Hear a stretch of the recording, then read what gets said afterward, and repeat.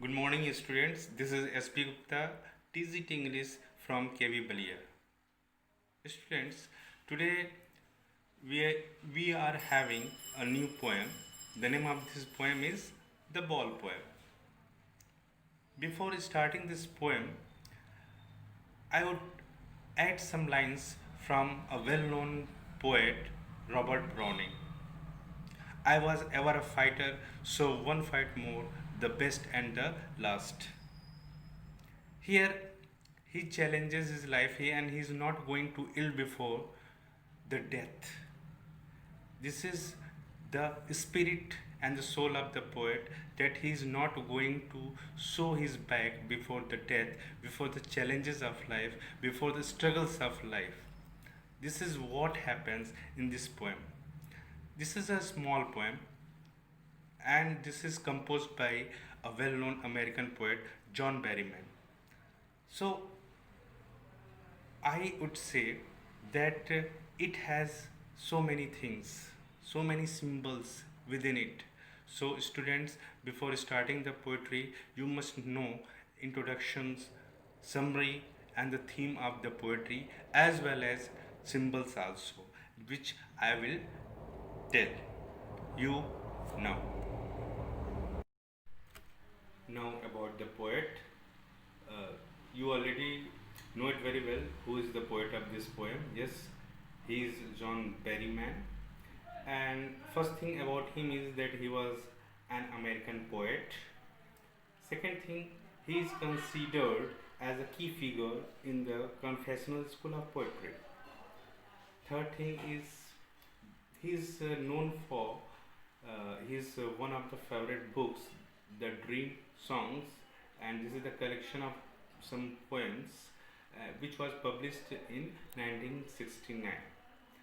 Now, he also achieved some notable awards like Pulitzer Prize, National Book Award also he got for poetry, and Bollingen Prize. Now it's time for introduction.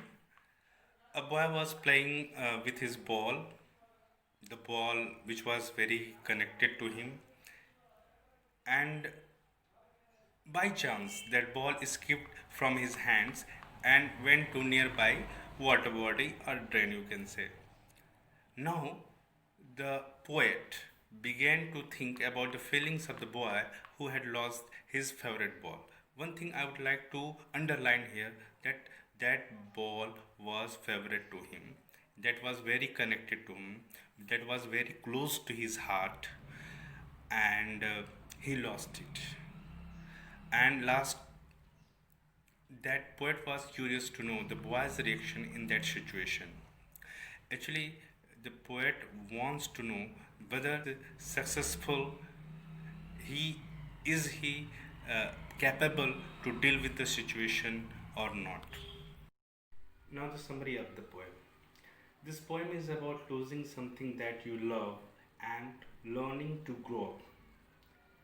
It is also about a little boy who is novice to learn grave things, and first time in his life he learns the experience of grief at the loss of a much beloved possession, or you can say a thing, and that thing was for him that ball.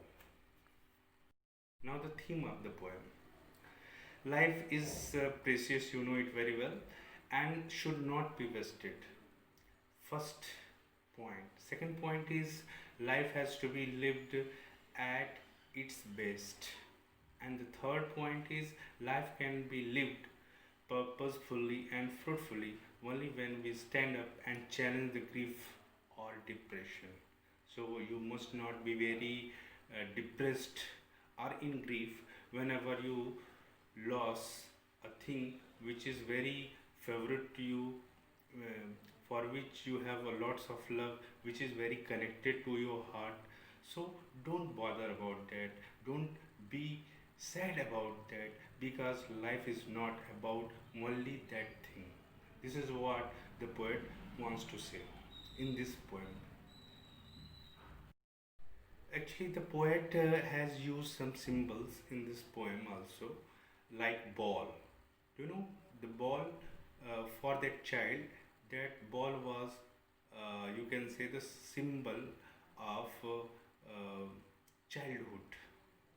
Childhood, uh, that is that is known as the best span of life, and uh, by that ball symbolizes that. And second thing is the losing of his ball. So losing it means losing his childhood that he enjoyed for long. Later on he lost it. So here the second symbol is losing the ball. So students, I have already discussed the outline summaries, a summary of this poem, as well as the theme, some symbols I have used.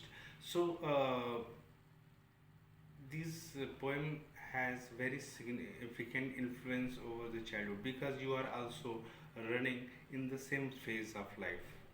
And in early childhood, if you have connected with something else which is very close to you, which is very well beloved to you, so don't be passive for that, because that is not the life, that is the part of life. And when it that thing is keep from your hands, so never bother about that. Be joyful, be live with Stacy, and be happy always. Okay, thank you.